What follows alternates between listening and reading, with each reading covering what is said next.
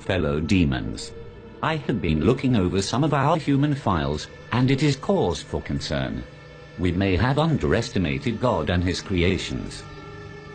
There are billions of humans now, and we have still managed to keep the majority in sin. There are too many humans. 50% of human reproduction is a result of teenage pregnancies, fornication and adultery. I think that would make us responsible for the high population. So we have created a problem that we need to fix. All over the world, murder and suicide rates have increased. Homosexuality and bisexuality is also very popular, even in some churches. I think the record should show a massive decline in human reproduction. For every human who dies or gets converted to a contrary lifestyle, 100 more are born globally. We need to do more. If I may, adolescents spend 1,500 hours watching television and only 900 in school annually. By the time a child finishes elementary, he would have seen 10,000 murders. This figure would double by the end of high school. By the time a human reaches 40, he would have spent 10 years watching television.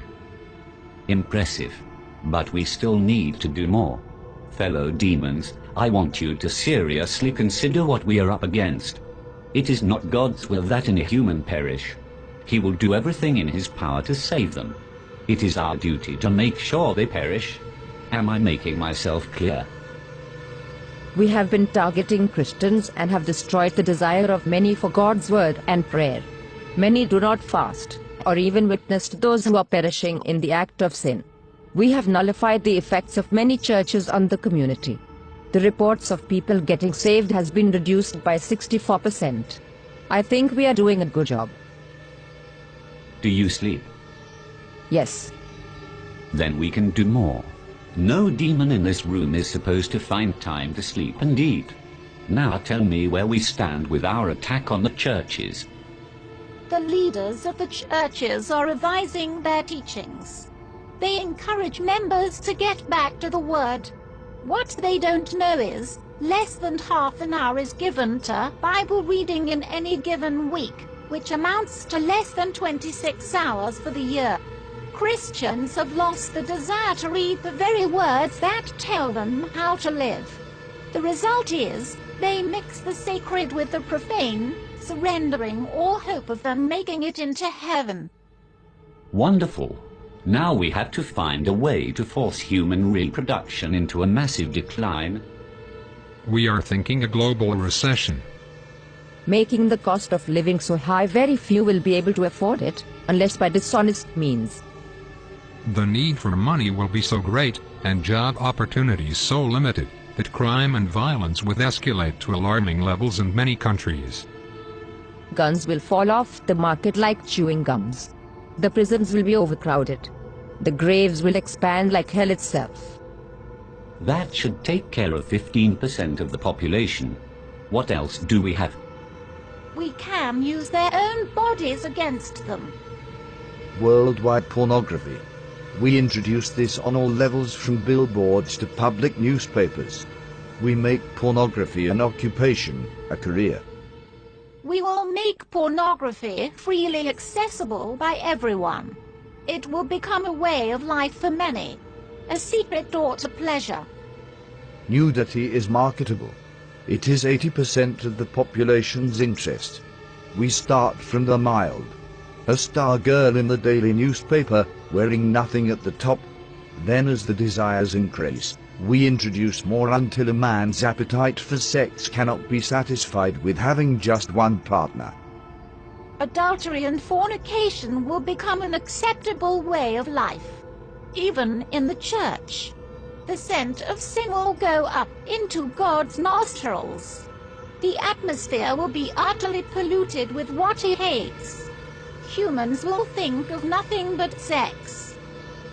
Wouldn't it contribute greatly to our problem? Not if there is a way for humans to protect themselves from pregnancies and diseases during sexual activity.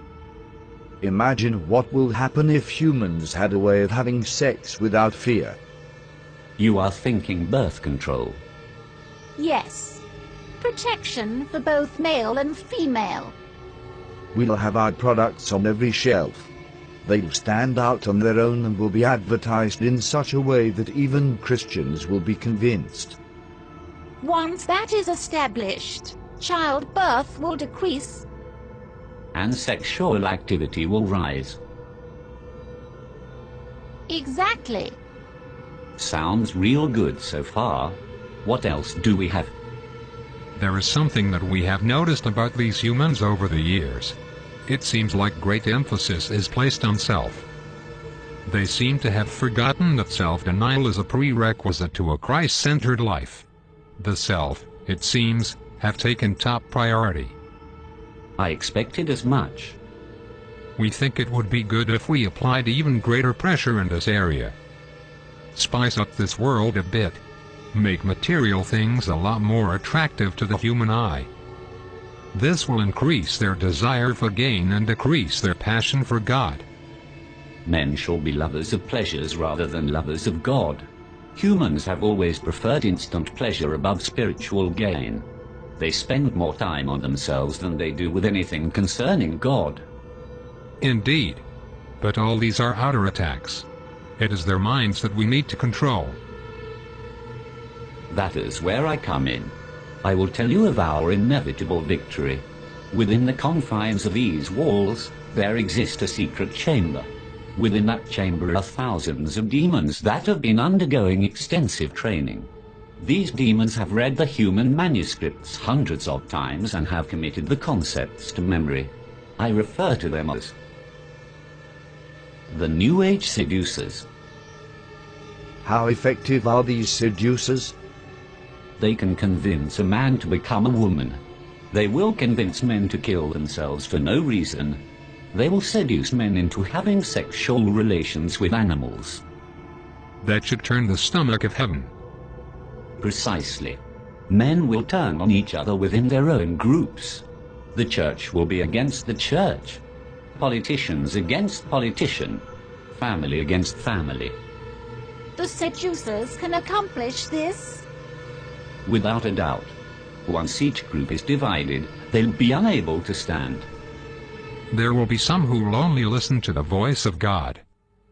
A minority at best. Humans no longer see the need to protect their minds, thanks to our influence through the media. They entertain every thought, every fantasy, and every lust. Many don't know who they are, or whose they are, and that is a great advantage for us.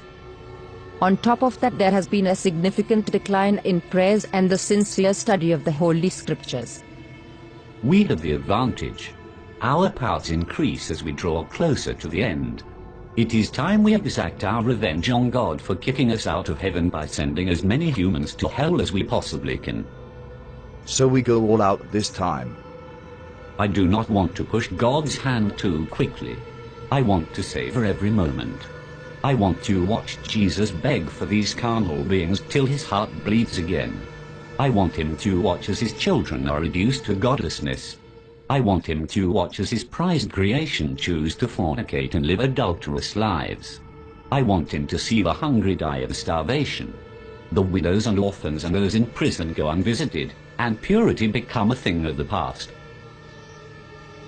I want him to witness a 12-year-old giving birth to a child, and I want him to watch his precious believers spending hours before the television watching our programs and listening to our music and taking just a minute to brush the dust from their Bibles, while spending hours on Facebook and Twitter.